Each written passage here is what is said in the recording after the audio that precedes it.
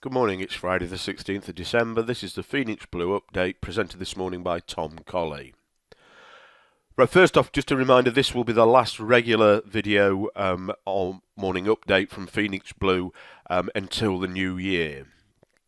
We will, if events transpire where there is something worthwhile talking to you about, we will be making videos in the intervening time, but they won't be on a regular basis, or if there's nothing that we feel necessary to talk to you about, we'll let you get on with Christmas. Now, if you are interested in those videos, it's important that you signed up to the Phoenix Blue Trading YouTube channel to get email reminders. Then you will just get a reminder when and if a video is posted. Okay, so what have we seen? Well, we've had the FOMC meeting. We had the results of that have given us another push on dollar strength. Why was that the case? Well, we got the rate rise of 25 basis points to 0.75% Fed funds rate. That was priced into the markets 100%, so that was exactly what the markets expected. What we actually got in the FOMC statement was the dot plot, the schematic of how individual members saw the potential for the rate moves going forward, projected forward over a 3-year period. It's here that the markets saw something more positive than they expected. The markets were anticipating something in the region of 2 rate hikes through 2017. The dot plot suggested that there could be 3 rate hikes through 2017. The median of the participants' votes or in predictions was between 2 and 3. The markets reacted to that positively, and we've seen a strong bullish move on the dollar since then. Yesterday we also had the SMB, the Swiss National Bank. Their rate held at negative 0.75. We had a press conference and obviously a statement. Not a lot came out of that other than the reminder that they will intervene and continue intervening in the market as they see fit. They do that in a secretive way. Everything the SMB do tends not to be published before, but we haven't seen anything in that respect, although there was a point yesterday when we saw a big move, a sudden move in the market in the early European session yesterday, which could have been put down to SMB intervention in terms of their relationship, particularly with the euro. We had retail sales in on the pound, bang on forecast. We then had the Bank of England, the MPC official bank rates, which came in, was held at 0.25%. The votes were all in favour of that, so nothing unexpected there. So we didn't see that doing anything significant to the pound in its own right. The pound was under the influence of the dollar's strength in absence of anything else coming out of that meeting. We had some reasonable we had on forecast figures for CPI and core CPI from the States, and then a really big positive manufacturing index number. But if you look at the chart here, you can click on look at the history, and it's not unusual for this particular index to be pretty volatile and to be one side or the other side of its forecast significantly. Whereas if you saw that maybe on the core CPI one, anything of that would be absolutely huge. In this context, it's not. So always, if you see a big difference, always look at it in context by clicking through to a chart that shows you the history of the results versus the forecasts on that index or whatever data it is.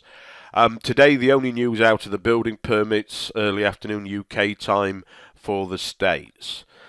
Okay, over to the charts, and what we're going to see is following the Fed, the FOMC meeting, this bullish move on the dollar. We've got the dollar index here. We can see that clearly. We've broken significant highs through here, which are the 2015, late 2015 highs. What we've done here is finally we've broken out of what can be termed consolidation over the last 18 months. So that the fact that we are only breaking out of what was effectively consolidation stroke range suggests that there's plenty of room for the upside of this, particularly going into the new year. However, in the short term, if we look at all the majors, we're looking at levels of support and resistance, or major support and resistance. This is the yen chart. We can see a level here at about 118.50. Price was very bullish on this chart through the early European session yesterday.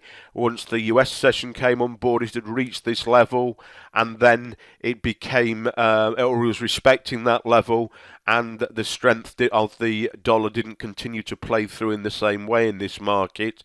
So what we have here is a position where we've got the potential for profit taking. We've got the end of the year, anything other than a significant break through that level, and we will be cautious, or we certainly won't be looking to play any more dollar strength until we get a break through that level. As I say, we could see a pullback. We may see a more significant pullback. So this sort of level remains to be seen. Okay, that was the yen. Over on the euro, again, we're down and around another level of support here. The big story here yesterday was breaking of 105. This was the 2015 lows. That's a significant level. That potentially brings in, over the next few months, parity, which is down here. I've got a couple of levels of support between.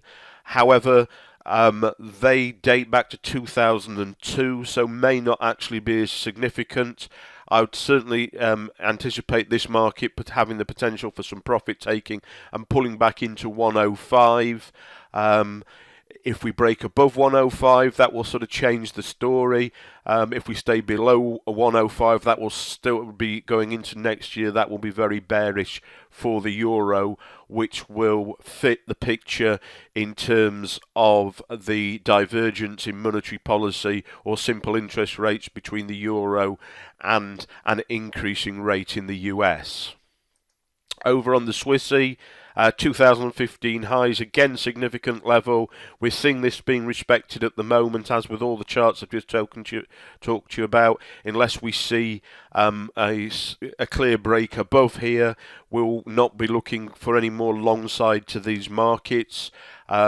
Anything we do look at short side on profit taking will only be intraday trades at low risks, etc., etc. Over on the pound, well, this level through here is interesting. Going into the week, we perceived that there was a greater probability of the result of the FOMC meeting taking dollar to the downside. The results of the meeting were more significant, and whereas before we were looking to trade this significant level at 1.25 dead to the long side, we've seen a break to the short side, and yesterday we took a retest around that level intraday and a short this market at the moment.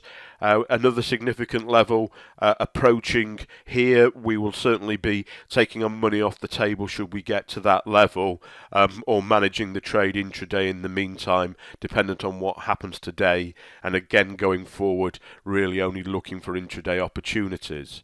What are we seeing in stocks? Well, we've had a pullback or a slight correction based on the FOMC meeting. We're still bullish these charts based on seasonality. If we see the dollar pulling back, it won't surprise me to see further high side to these or long side to these, and we will look at opportunities to trade these markets based on seasonality into the end of the year. That being the S&P, the Dow, etc., etc. if we were to flick over to say the Nikkei's reached a significant level of about 19,400. We'd need to see a break to the an onward move on dollar strength to the long side on the yen for that market to break that level. We will be watching through to the new year and be looking for a significant level to correlate with the yen chart to take that to the long side. We are still long the DAX. If we continue to see downside to the euro, then we see some potential for that. In fact, the market's just opened. We will be looking for a way to add into that potentially today. Again, intraday at small risk. Just to conclude, look at gold. Gold down at a support level at 11.25. We've seen this big move down, having seen what was a really strong first half to the year. We're now back down, not far from levels where we started that big move last year. We are at support. We're seeing that support being respected, so we could well expect to see some profit taking here from those on the short side and see a move back to the long side. So again, caution, that's emphasised by the fact that we won't be doing these videos on a daily basis going forward. Okay guys, that's it for today. So any trading you do with caution. It only remains for me to wish you a very Merry Christmas from all at Phoenix Blue. To tell you we'll be back in the new year. We've got some new things to show you, some new opportunities for you, and we wish you a very Merry Christmas and a Happy New Year, and we look forward to having an extremely profitable relationship with you all going forward. Take care and goodbye.